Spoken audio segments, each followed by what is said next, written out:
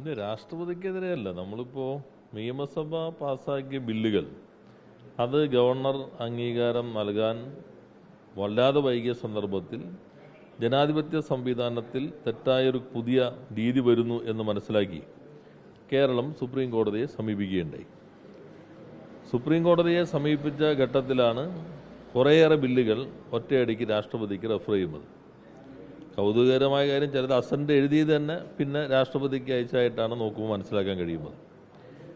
അപ്പോൾ ഗവർണർക്ക് ഒരു ബില്ല് മന്ത്രിസഭ അംഗീകരിച്ചു കഴിഞ്ഞാൽ ഭരണഘടനയുടെ 167 ആർട്ടിക്കിൾ പ്രകാരം അതിനകത്ത് കൃത്യമായി പറയുന്നുണ്ട്, മന്ത്രിസഭ അംഗീകരിച്ചു കഴിഞ്ഞാൽ മുഖ്യമന്ത്രി ഗവർണറെ അത് സംബന്ധിച്ച് അറിയിക്കേണ്ടതുണ്ട്, ഗവർണറെ കമ്മ്യൂണിക്കേറ്റ് ചെയ്യണം.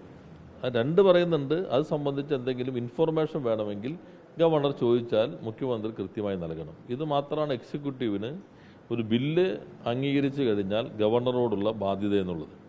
പക്ഷെ നിയമസഭയിൽ വന്നു കഴിഞ്ഞാൽ പിന്നെ നിയമസഭയുടെ പ്രോപ്പർട്ടിയായി നിയമസഭ ചർച്ച ചെയ്ത് അംഗീകരിച്ച് വരുന്നൊരു ബില്ല്, ആ ബില്ല് അനന്തമായി നീട്ടിക്കൊണ്ടുപോകാൻ പാടില്ല എന്ന് സുപ്രീം കോടതി പലതവണ വിധിച്ചിട്ടുണ്ട്. ഒടുവിൽ പഞ്ചാബിൻ്റെ കേസിൽ കുറേ കൂടി ഗൗരവമായ നിരീക്ഷണങ്ങൾ നടത്തുകയുണ്ടായി. അതിൻ്റെ തുടർച്ചയിൽ തന്നെയാണ് കേരളത്തിൻ്റെ കേസ് വന്നത്. കേരളത്തിൻ്റെ കേസ് പരിഗണിച്ചുകൊണ്ടിരിക്കുമ്പോൾ പെട്ടെന്ന് രാഷ്ട്രപതിക്ക് അയക്കുകയാണ് ചെയ്തത്. ഇപ്പോൾ രാഷ്ട്രപതിക്ക് ഏതൊക്കെ ബില്ലുകൾ അയക്കാം, ഇതും കൃത്യമായി വ്യക്തത വരുത്തേണ്ടതാണ്. കേരളത്തിൽ നിന്ന് ഇപ്പോൾ നേരത്തെ നോക്കുകയാണെങ്കിൽ രാഷ്ട്രപതിക്ക് അയക്കേണ്ടതാണ് എന്ന് സംസ്ഥാന നിയമസഭ തന്നെ ചർച്ച ചെയ്യുന്ന സന്ദർഭത്തിൽ ഗവർണർ അറിയിച്ചിട്ടുള്ള ബില്ലുകളുണ്ട്. ഇപ്പോൾ പ്ലാച്ചിമയുടെ ബില്ലുണ്ട്, അതുപോലെ തന്നെ ഭാഷ സംബന്ധിച്ചുള്ള ബില്ലുണ്ട്. അതെല്ലാം തന്നെ രാഷ്ട്രപതിയുടെ അംഗീകാരം വേണ്ടതാണ്. ഇപ്പോൾ ഭൂപരിഷ്കൃതം സംബന്ധിച്ച് നേരത്തെ ഭേദഗതി വരുത്തിയ ഘട്ടത്തിൽ ചില ബില്ലുകളുണ്ട്. അതെല്ലാം രാഷ്ട്രപതിയുടെ അംഗീകാരം ആവശ്യമായ ബില്ലുകളാണ്. അത്തരം ബില്ലുകൾ രാഷ്ട്രപതിക്ക് അയക്കണം എന്ന ശുപാർശയോടുകൂടി തന്നെയാണ് സംസ്ഥാനം ഗവർണർക്ക് സമർപ്പിക്കാറുള്ളത്. ഇത് അത്തരത്തിലുള്ളതിലൊന്നും പെടാത്ത ബില്ലുകൾ രാഷ്ട്രപതിക്ക് അയച്ചിരിക്കുന്നു. ആ ഘട്ടത്തിൽ സുപ്രീം കോടതി പരിശോധിക്കുമ്പോഴാണ് ഇത് സംബന്ധിച്ച് നിങ്ങൾക്ക് നിങ്ങളുടെ കേസ്, നിങ്ങളുടെ ഹർജി അമെൻഡ് ചെയ്യാം എന്നുള്ള ഒരു നിലപാട് സുപ്രീം കോടതി തന്നെ സ്വീകരിക്കുകയുണ്ടായി. അതുകൂടി വച്ചിട്ടാണ് അതോടൊപ്പം ഈ ബില്ലുകൾ തിരിച്ചു പുതിയ സാഹചര്യം വന്നിരിക്കുന്നത്. സുപ്രീം കോടതി പറയുന്ന ഘട്ടം എന്നുള്ളത് രാഷ്ട്രപതിക്ക് അയച്ചതിനെ സംബന്ധിച്ച് വ്യക്തതയുള്ള ഒരു മാനദണ്ഡങ്ങളില്ല എന്നത് കേരളം ശ്രദ്ധയിൽപ്പെടുത്തിയപ്പോൾ അതുകൂടി കാണിച്ച് നിങ്ങൾക്ക് നിങ്ങളുടെ ഹർജി അമെൻഡ് ചെയ്യാമെന്നാവശ്യപ്പെട്ടു. എന്നാൽ അതിനുശേഷമാണ് ഈ ബില്ലുകൾ പെട്ടെന്ന് തിരിച്ചയക്കുന്ന, അത് അസന്റില്ല എന്ന സമീപനം ഒന്നൊഴികെ ഉള്ള മറ്റു ബില്ലുകളിൽ രാഷ്ട്രപതി സ്വീകരിച്ചിട്ടുള്ളത്. അതിന് കൃത്യമായ റീസൺ ഇല്ല. സാധാരണ ചില വിധികളിൽ ഇതെല്ലാം മന്ത്രിസഭയുടെ കൂടി ഉപദേശം വേണം എന്ന് ചില വിധികളിൽ നേരത്തെ സുപ്രീം കോടതി തന്നെ പറഞ്ഞിട്ടുണ്ട്. അപ്പോൾ ഒരു അസാധാരണമായ സാഹചര്യം വന്നിരിക്കുന്നു. ജനാധിപത്യ സംവിധാനത്തിൽ തെരഞ്ഞെടുക്കപ്പെട്ട നിയമസഭ പാസ്സാക്കിയൊരു ബില്ല് എന്തുകൊണ്ട് അനുമതി നൽകുന്നില്ല എന്ന് നിയമസഭയ്ക്ക് പോലും അറിയാൻ അവകാശമില്ല എന്ന് വരുന്നത് ഭരണഘടനാ വിരുദ്ധമായ സമീപനമായിട്ടാണ് ഞങ്ങൾ കാണുന്നത്. അത് സുപ്രീം കോടതി പരിശോധിക്കേണ്ട ഗൗരവമായ ഒരു ഭരണഘടനാ പ്രശ്നമാണ്. അതുകൊണ്ടാണ് ഇത് സംബന്ധിച്ച് സുപ്രീം കോടതിയെ സമീപിച്ചിട്ടുള്ളത്.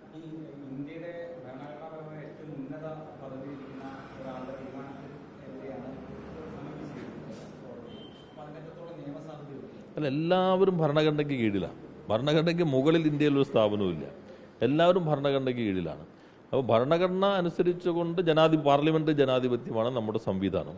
ആ സംവിധാനത്തിൽ നിയമസഭ ഒരു ബില്ല് പാസ്സാക്കുന്നു. ആ പാസ്സാക്കിയ ബില്ല് ഭരണഘടനയുടെ സ്റ്റേറ്റ് ലിസ്റ്റിൽ പെട്ടിട്ടുള്ളതാണ്. സംസ്ഥാനത്തിൻ്റെ നിയമനിർമ്മാണ അധികാരമുള്ളതാണ്. നിയമസഭയ്ക്ക് പൂർണ്ണമായും നിയമനിർമ്മാണ അധികാരമുണ്ട്. അങ്ങനെയൊരു ബില്ല് പാസ്സാക്കുമ്പോൾ എന്തെങ്കിലും വ്യക്തത കുറവുണ്ടെങ്കിൽ ഗവർണർക്ക് നിയമസഭയ്ക്ക് തിരിച്ചയക്കാം. സാധാരണ രാഷ്ട്രപതിക്ക് അയക്കേണ്ട ഒരു പ്രശ്നവും ഈ ബില്ലുകൾക്കകത്ത് ഞങ്ങൾ കാണുന്നില്ല. അപ്പോൾ രാഷ്ട്രപതിക്ക് അയച്ചു. അത് സുപ്രീം കോടതി പറഞ്ഞു, നിങ്ങൾ ആ പ്രശ്നം കൂടി നിങ്ങളുടെ ഹർജിയിൽ ചേർക്കാൻ പറഞ്ഞു, വേണമെങ്കിൽ ഭേദഗതി ചെയ്യാം. അത് ഞങ്ങൾ ഭേദഗതി ചെയ്ത് കൊടുത്തു. ആ സന്ദർഭത്തിൽ രാഷ്ട്രപതി തന്നെ അസന്റ് നൽകുന്നില്ല എന്ന സമീപനം സ്വീകരിച്ചു. എന്തിൻ്റെ അടിസ്ഥാനത്തിലാണ്? അതറിയാൻ നിയമനിർമ്മാണ സഭയ്ക്ക് അവകാശമുണ്ട്, ഏത് രൂപത്തിലാണ് സ്വീകരിച്ചിട്ടുള്ളതെന്ന്.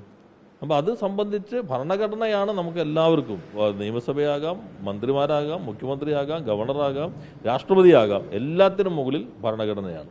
ആ ഭരണഘടനാനുസൃതമാണ് കാര്യങ്ങൾ നടക്കേണ്ടത് എന്ന് ഉറപ്പുവരുത്തേണ്ട ഒരു ഉത്തരവാദിത്വമാണ് ഈ കേസിലൂടെ കേരളം ശ്രമിക്കുന്നത്.